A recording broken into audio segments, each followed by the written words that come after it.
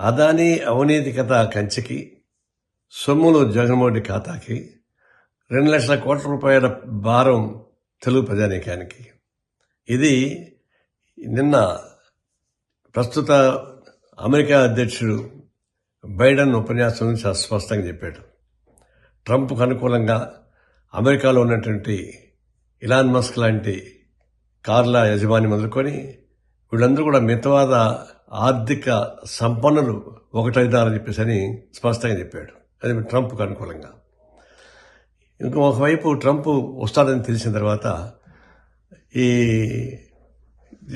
Hindenburg research సంస్థ గతంలో అనేక అవినీతి కేసుల్ని పరిశోధన చేసి బయటపెట్టింది. అదానీ కేసులను బయటపెట్టింది. తర్వాత సిసిఐ బ్యాంక్ సంబంధించిన సెబీ దానికి సంబంధించి కూడా బయటపెట్టింది. ఇవన్నీ పెట్టిన తర్వాత అర్థమైంది ట్రంప్ మళ్ళీ అధికారంలోకి వస్తే నన్ను జైల్లో పెడతాడని చెప్పేసి భయపడి ఈ హిడెన్బర్గ్ రీసెర్చ్ సంస్థ యజమాని దాన్ని క్లోజ్ చేసి పారేసాడు నిన్ననే. అది సమాప్తి అయిపోయింది. ఇక దాని అవినీతి కేసు ఇన్వెస్టిగేట్ చేసేది లేదు. అమెరికా నడిబొడ్డు నుంచి అదాని ఇచ్చిన లంచం కేసు ఆంధ్రప్రదేశ్ మాజీ ముఖ్యమంత్రి మీద ఆ కేసు నమోదయ్యింది. దాన్ని ఇంకా పరిశీలన చేయడం సాధ్యం కాదు. అందులో ట్రంప్ మోడీ ఒకటైన తర్వాత ఇలాంటి సంస్థలకన్నిటికీ అవకాశం ఉండదు. తప్పనిసరిగా ఇవి అవినీతిని అంతమంచిది కాదు, అవినీతిని పెంచి పోషించి నీతిని పాతాళలోకాన్ని తొక్కేటువంటి పరిస్థితి ప్రపంచవ్యాప్తంగా వచ్చేసింది. మేమేమో సకల కార్మికులారా ఏకంగండి అని పిలిపిస్తాం.